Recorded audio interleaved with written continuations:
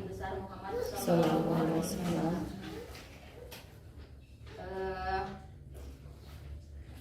Untuk pembukaan marilah kita bacakan dengan membaca doa basmalah bersama-sama. Bismillahirrahmanirrahim. Kami ucapkan terima kasih atas kehadiran ibu-ibu sekalian, mama-mama sekalian, karena bisa menyempatkan diri untuk hadir pada pertemuan ini, dan semoga berkah ya pertemuannya. Tujuan diadakan pertemuan ini yaitu yang pertama karena sebentar lagi kan mau pembagian raport. Biasanya kan sebelum pembagian raport ada parenting dulu ya, penyuluhan gitu buat orang tua. Karena nanti hari Kamis pembagian raportnya ada pentas, jadi tidak mungkin kita ngadain acara seperti ini dulu gitu. Jadi sekarang sama saya dikumpulin ya gitu. Mama aja kan dong Kak? Sifatnya ya apa Bang? Ya. Ini Bu, itu tos dibagikannya ya nak materi nak. Ada 8 kecerdasan majemuk. Terus ada enak ini? Sayang, itu ya sebagaimana kita ketahui anak-anak kan sebagai peniru ulung ya Bu. Anak-anak kan jadi apa yang dia lihat pasti dia tiru. Anak-anak sebenarnya bukan tipe pendengar yang baik, seorang pendengar yang baik. Karena kalau kita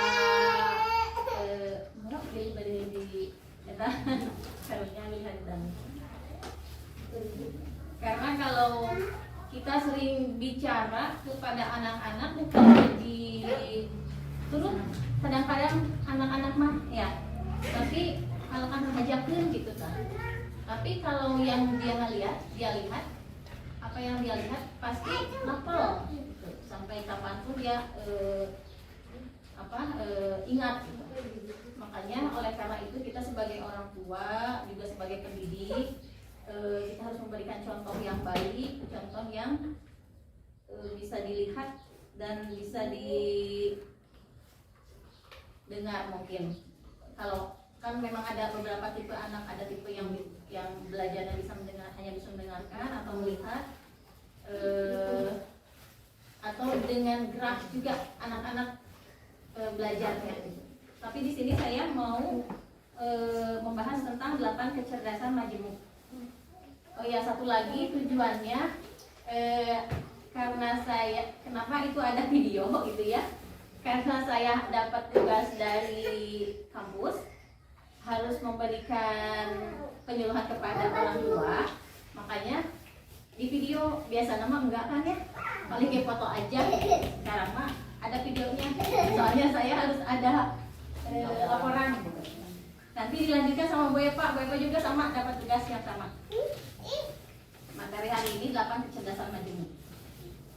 Seperti yang kita ketahui, anak cerdas itu bukan anak yang pintar ya Bu, kita bukan berarti cerdas. Anak cerdas itu anak-anak yang bisa menikmati lingkungan dimanapun dia berada. Itu anak cerdas. Dia bisa menyesuaikan diri dengan lingkungannya. Itu dia anak cerdas. Menurut Howard Gardner ada 8 kecerdasan anak. Di antaranya yang pertama kecerdasan linguistik dan bahasa. Bisa dibacanya di sana. Anak cerdas linguistik biasanya memiliki kemampuan menjadi pembicara yang baik. Contohnya penyanyi, penulis, jurnalis, bicara, penyiar berita. Itu biasanya anak-anak yang mempunyai kecerdasan linguistik dan bahasa. Ciri-cirinya bisa dibaca di sana. Jadi kita bisa melihat ini anak kita masuknya kemana nih, gitu ya.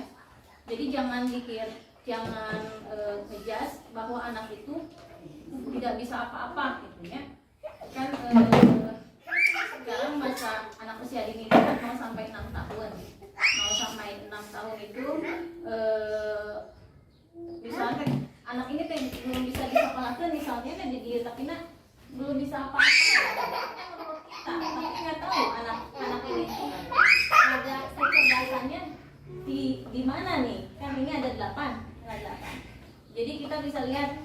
anak ini lebih menonjolnya di mana nih kecerdasannya? Belum tentu anak yang pintar bahasa, pintar matematikanya gitu ya, atau anak yang tidak bisa yang anak tidak bisa ngomong jemput kayak gitu biasanya tapi mungkin dia pintar dalam matematikanya, mungkin dia pintar dalam gambarnya. Jadi jangan dipaksakan anak itu bisa sesuai dengan keinginan kita, tapi ya kan biasanya kan orang tua mah mana itu bisa wae kan gitu. Nah RT ulah gitu Bu, jadi setiap kata yang keluar dari mulut kita atau apalagi seorang ibu jadi doa terus keluar, usahakan kata-kata yang positif jangan yang negatif supaya kan anak oge level izin aurana ge beda Bu, anak yang bahagia dengan anak yang tidak bahagia. Kalau bahagia mah jadi si anak teh dia belajar apapun bisa gitu dengan sendirinya tanpa dipaksa juga. Yang satu linguistiknya bahasa, ciri-cirinya itu suka membaca, mampu menginjak kata dengan baik, suka bercerita, suka bermain kata atau teka-teki, suka menulis, senang mendengarkan cerita. Nah itu senang mendengarkan cerita. Itu juga ada tipsnya. Jadi kalau kita anak-anak kita kalau kita ini sesuai dengan karakter anak kita misalnya, tipsnya apa nih? Berikan berbagai buku-buku bacaan. Jadi kita kan beli Bu untuk lebar gitu ya, biasa buku bacaan kita. Ya baca nanti kamu aja. Ya gambar. Oh, sudah baca. Itu justru awal yang baik. Berimajinasi. Ya, berimajinasi. Jadi kalau bisa mah kita teh untuk menumbuhkan minat baca anak, meseran buku ceritanya dari gambar dulu. Terus tembong maksudnya ulah disungkeun buku teh itulah ditumpukeun pemrakeun we gitu. Jadi anaknya tertarik apalagi yang warna-warni. Kan video oke, contohkan Bu baca ini jadi kan jadi lihat gambar anak kepala. Ya beda kan.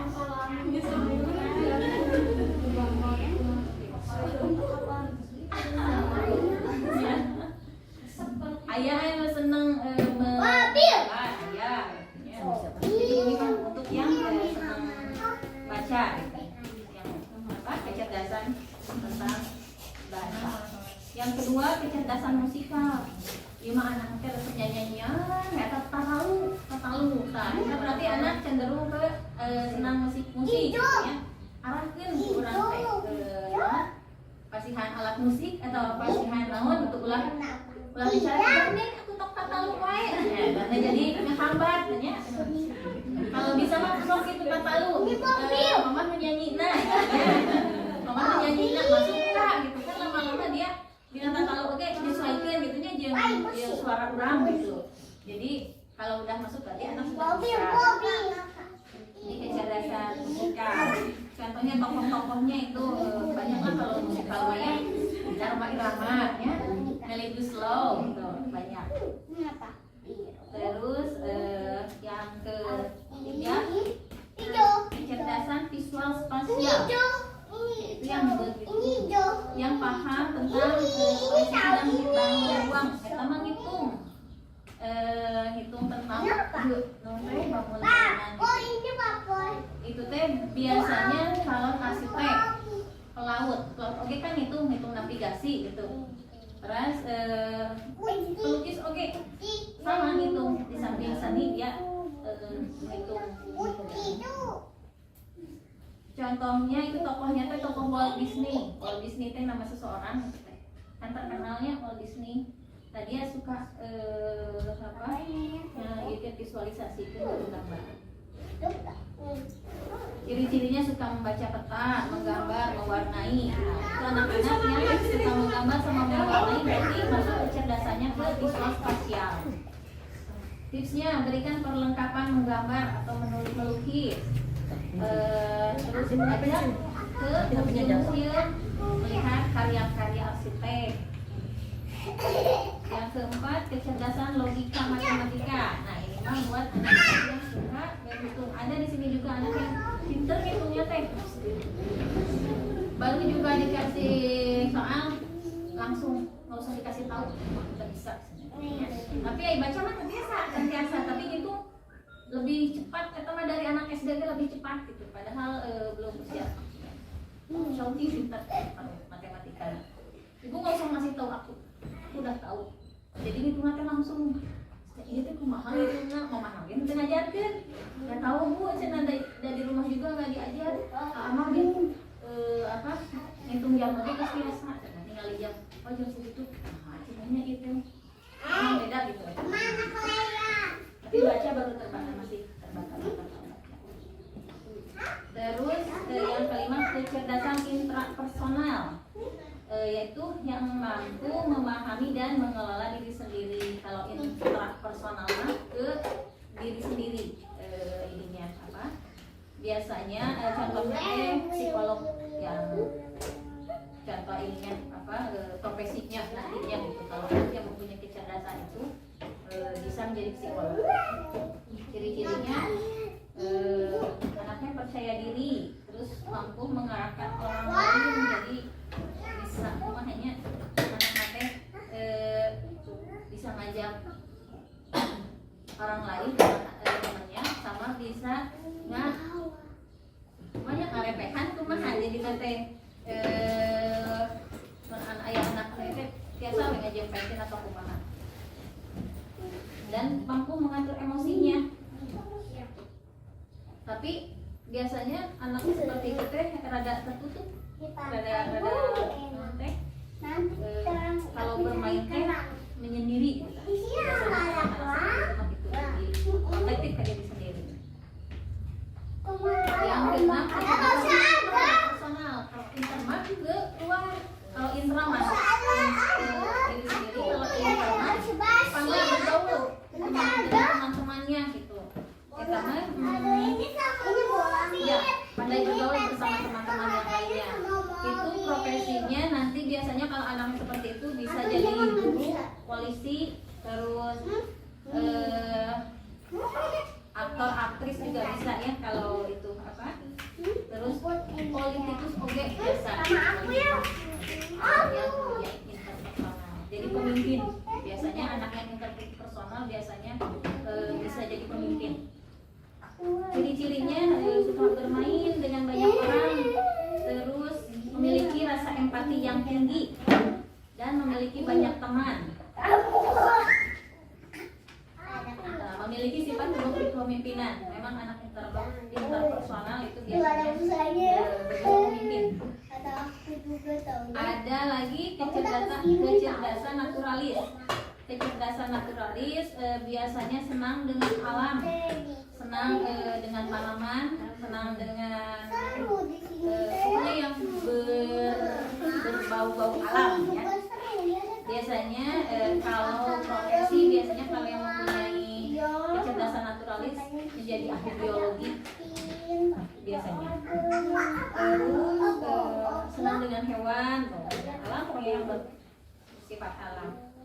Terus ada lagi terakhir yang ke-8 kecerdasan kinestetik. Kinestetik mah gerak gitu. Anak yang pandai bergerak, yang suka gerak, dia berarti mempunyai kecerdasan kinestetik. Biasanya para atlet, penari, sama contoh tokoh-tokohnya Michael Jordan, Susi Susanti itu mempunyai kecerdasan. Ciri-cirinya suka melakukan kegiatan yang berhubungan dengan tubuhnya seperti menari, berolahraga, pokoknya aktif, fisiknya aktif. Tipsnya anak ajak anak melakukan berbagai kegiatan fisik seperti berolahraga, menari, ajak menonton pertunjukan tari, teater, olahraga, dan sediakan perlengkapan olahraga di rumah atau di mana saja pokoknya. Nah, jadi pas dibagi rapot ya, jangan sampai pas lihat nilai teh anak aku mau menilai, jangan menilai anak seperti itu. Jadi iya anak teh cenderungnya ke mana ya? Ininya apa? Dia mempunyai kecerdasan yang bagus. Ada yang memiliki 1 satu kecerdasan, ada yang memiliki beberapa kecerdasan ini, atau ada yang memiliki semua. Tapi kita melihat lebih unggul yang mana nih anak di dalapan kita. Nah, nanti kalau kita sudah mengetahuinya, kita dorong anaknya lagi dorongan metode. Didorong. Jadi ya tips eta mungkin ini hanya teori saja ya. Daripada praktek kadang-kadang lebih sulit dari teorinya. Tapi biasanya teori itu bukan biasanya, tapi teori juga dibuat berdasarkan penelitian. Jadi berdasarkan yang sudah diteliti oleh ini teh siapa tadi teh? Howard Gardner ya, yang meneliti teori ini. Ini sudah diteliti oleh Howard Gardner. Jadi kita silahkan mempraktekannya, dibaca lagi di rumahnya, kira-kira anak kita teh mana, dia cerdas yang mana. Terus yang itu intinya mah nanti pas pembagian rapat kelas HP-nya nanti anak gitu ya. Itu bisa mau wajib kasar gitu. Harus beri dorongan supaya anak hati gembira. Jadi insya Allah lah, apalagi di doanya, doa orang tua. Saya segitu, tapi nanti ada lagi ya pengumuman lainnya. Ayo yang Ibu Epa, mangga Ibu Epa. Assalamualaikum warahmatullahi wabarakatuh. Sekarang kan mau masuk libur sekolah ya.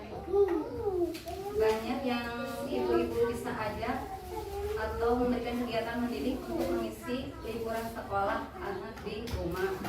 Di antaranya, ibu bisa mengajak anak memasak bersama wali ibu dengan memasak apa menu favorit anak.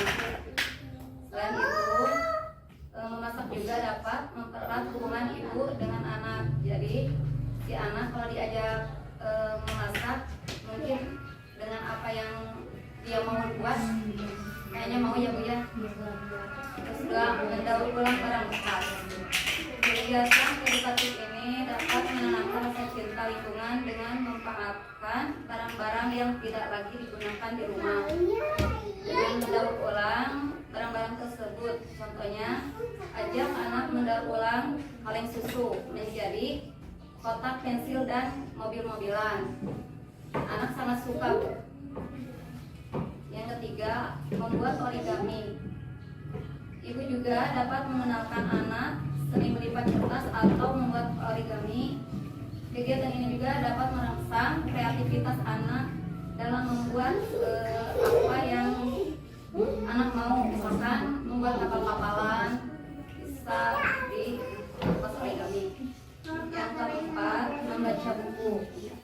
Untuk mengisi libur sekolah, ibu dapat melakukan kegiatan ini bersama dengan mengenalkannya buku-buku cerita, sejarah singkat maupun ilmu pengetahuan yang menarik. Dapat mengasah rasa ingin tahu anak mengenai informasi dalam buku yang anak baca.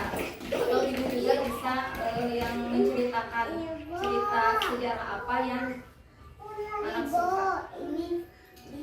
Yang kelima, bermain game asa otak.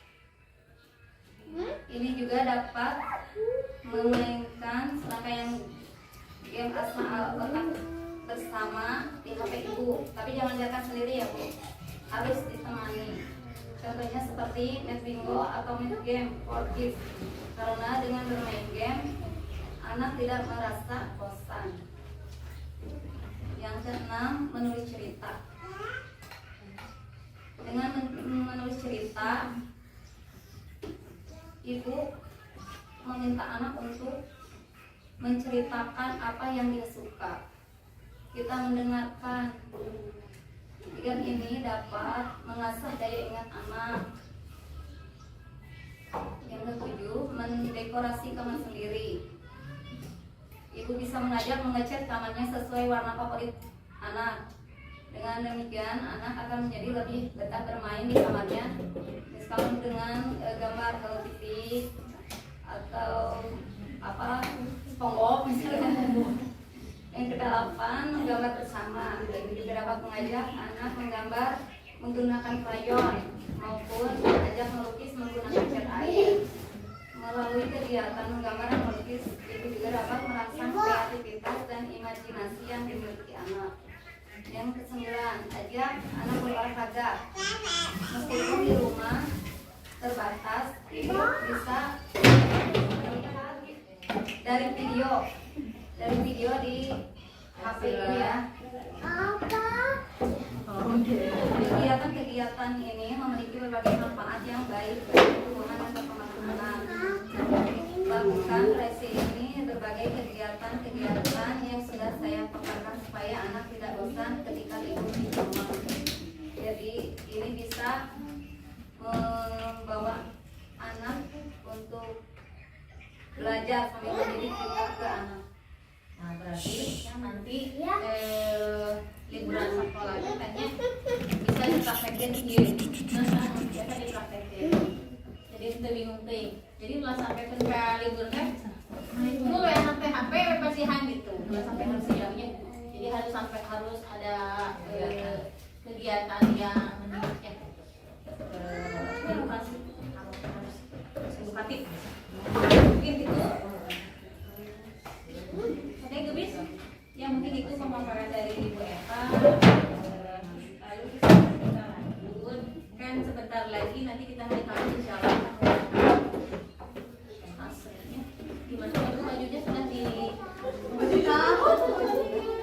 nggak pakai itu aja. Pakai nanti pas temanya sama orangnya. Pakai baju. Sudah? Belum. Hah? Mati ya? Intinya Langsung.